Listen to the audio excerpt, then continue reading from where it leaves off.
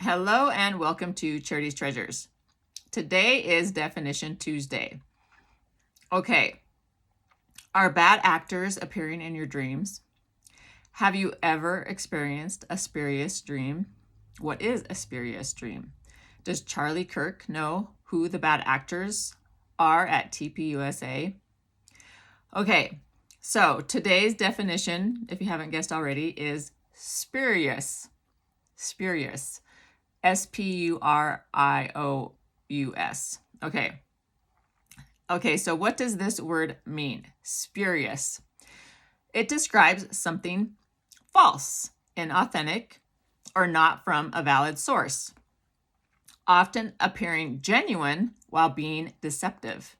It frequently refers to arguments, reasoning, or claims based on faulty logic or untrue information.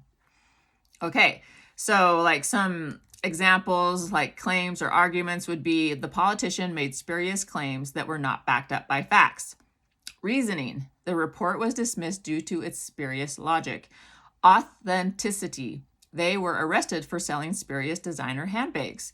Technical data, the sensor produced a spurious signal causing a false alarm.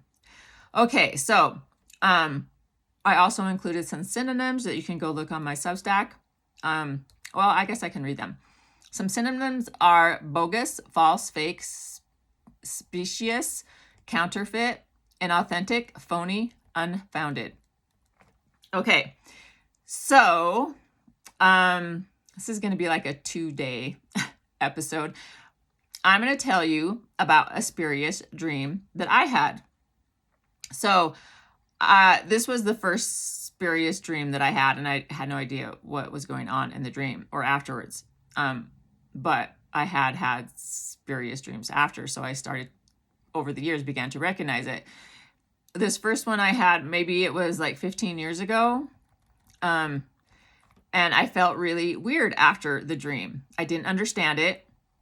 So what was the dream? Okay, so this was, like I said, about 15 years ago. I'd have to look back and see when it was exactly, but I don't have time to do all that stuff. So, okay, so this was the dream. I was in this space that seemed to be filled, but seemed empty at the same time. There were all these tall, misshaped, mysterious buildings, but they didn't seem like real buildings. The awkward windows and doors on the buildings didn't appear to be authentic. As I was wandering around this place, I was prompted to walk closer to one of the buildings. And after arriving at one, I reached out and touched the building. I realized underneath the building, it was just a cardboard box. I felt in the dream as if I was in the Twilight Zone. I don't know how many people know about the Twilight Zone. I watched it when I was a little girl. It always freaked me out. But anyways, I began to try to run away from the dream. It frightened me. How I thought I would run away, I don't know, but that is what I was thinking. At that time, I didn't understand how to navigate yourself inside of a dream too well at that point in my life. But anyways, so while I was desperately and quickly trying to run away, although it seemed to me that I was traveling in slow motion, I saw 3 men. They were wearing dark glasses. These 3 men were recognizable to me from the outside. Like I knew who they were, but at the same time, it was like I didn't know who they were. They came up to me and captured me. They forced me into a dark car with them. And after I arrived into the dark car and was sitting in the seat, which was across from the men, it was like a car that had seats this way and that way. I thought to myself, these really are not the people that I thought they were. The men weren't doing anything to me in the car. They were just being scary. At this point of realization that they could not harm me, but were just there to scare me, I instinctively placed my hand on top of one of the person's top of their head. And for some reason, I knew that I needed to pull on the top of his head. I took my hand and I tugged on his hair, and after I did, the mask came off. He was wearing a mask. I did this with the other 2 men. And the same thing happened. When I realized that they were imposters, I also realized they had no power to hold me there in the car. So I escaped from the car and I woke up from the dream. And it was like they were dead weight or something. They were just still sitting in the car when I escaped. They didn't try to stop me or anything. Okay, so was this dream scary? Yes.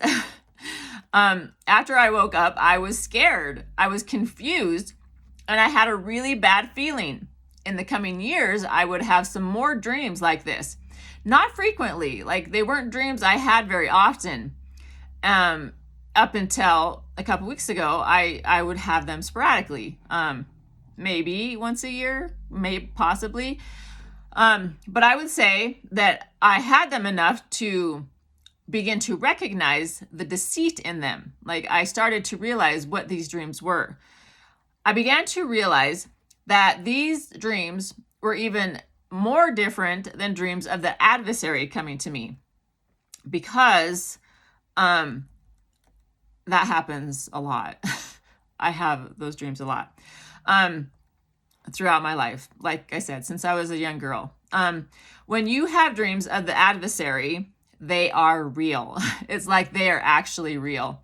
He is a real being who will come to you and want to harm you. But these dreams, the spurious dreams, maybe they come from the adversary, but they are designed to specifically deceive you. These dreams are designed for you to think that it is a dream from God, because the actors are familiar in the dream, but you soon come to realize in the dream and after the dream, the difference between the dreams.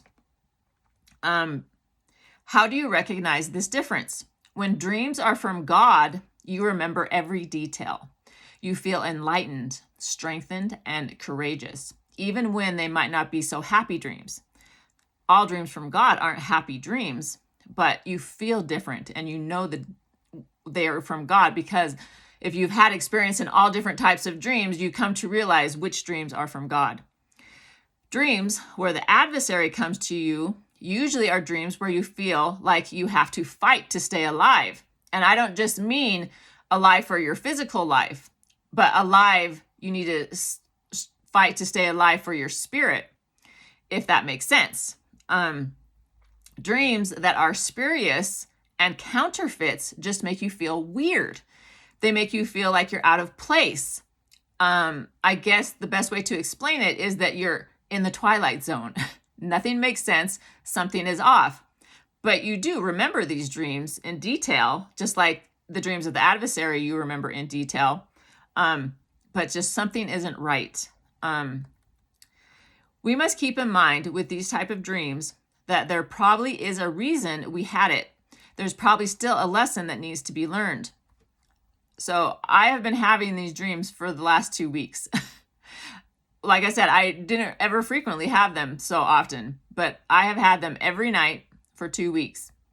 So after the last 2 weeks of having these bad actor dreams every night, I woke up April 3rd, 2026 from one of the dreams I was having. Usually I don't often write these dreams down because to me, they don't mean anything to me. They're just fake. They're not real. Sometimes I do because, like I said, there might be a lesson in those ones. Sometimes I think, okay, there's a lesson to be learned in this one, so I'll record it. But on April 3rd, I woke up from one of these dreams that I was having, and I actually did record this one, but and I heard Charlie saying, "Charity, TPUSA is full of bad actors." And after he said this, I was like, I already know that, Charlie. Everybody knows that.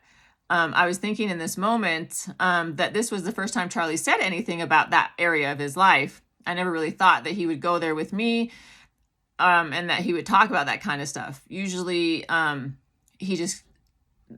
just talk about spiritual things mostly and political things, but nothing that deals like with his assassination specifically.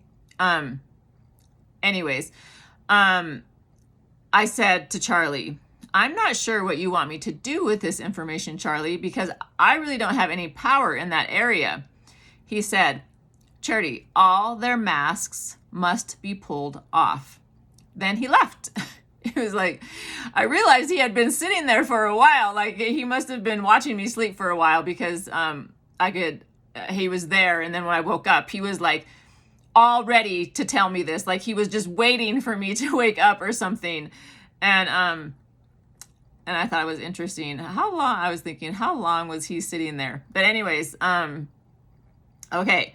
So yeah, he had been there for quite a while. So I'm assuming that comment that he made must mean something to the people who are investigating this case in a different kind of way than I am, because he stressed that TPUSA are full of bad actors and their masks must be pulled off, he said. I mean, I know the people I follow already know that. They don't follow me, but I guess maybe you just need to hear it from Charlie himself. So how do you pull the masks off? The last couple days, since that dream, the last few days, Charlie has been giving me information. Well, we've been talking about some things before this happened, which kind of pertain to the last couple days of him giving me information. So, he told me that I must give it to the people who are attempting to investigate this case pertaining to these dreams. Okay, so I might not have said that right. The last couple of days, Charlie has given me information that I must give to the people who are attempting to investigate this case. And these dreams, the meaning of them are important. I don't have the time nor the means myself to research the sorts of things that Charlie told me to relay to you. I barely have enough time to talk to him and have him tell me these things, what I need to do. So to do anything else, I don't think is my job because I don't have the time to do it. This week and into next week, I will relay the information that I'm supposed to relay to you, hoping that those who are listening can take action. Tomorrow, Charlie and I were talking about this story, and so I'm going to relay this story, and I will tell you what Charlie wants you to do in conjunction with the story. So it all was very interesting the last couple days, how this unfolds from these spurious dreams, because it's really weird that I was having them every night for 2 weeks. So this message is important, and I think everybody involved in this case will understand. I will relay a little bit tomorrow and then next week. So tomorrow, since I'm not having any more Candace Wednesdays because she's not listening to me, I will relay this information in a substitute for that. I was going to have Dream Vision Wednesday, but maybe I'll do that on Thursday. Anyways, so hopefully this information that I will be relaying tomorrow and into next week will help people who are investigating this case. I hope. That's my only hope. My hope is that even if I don't have any followers, the people that can help Charlie, because I tag them, I hope that at least you are reached so you can be inspired and have revelation come to your mind, and that you can help with the information that I have, because it doesn't matter if I have a lot of followers as long as I'm reaching the right people. That is my feeling, I guess. So, yeah. And I'm glad that I'm not being followed by those people, because that's not what's supposed to happen. So I can take them, but it's not necessary for them to follow me or let me know that they hear what I'm saying, if they are even hearing what I'm saying, which I hope you are. I don't think Charlie would be coming to me if none of this was beneficial to anybody. But anyways, I will see you tomorrow. Bye, everybody.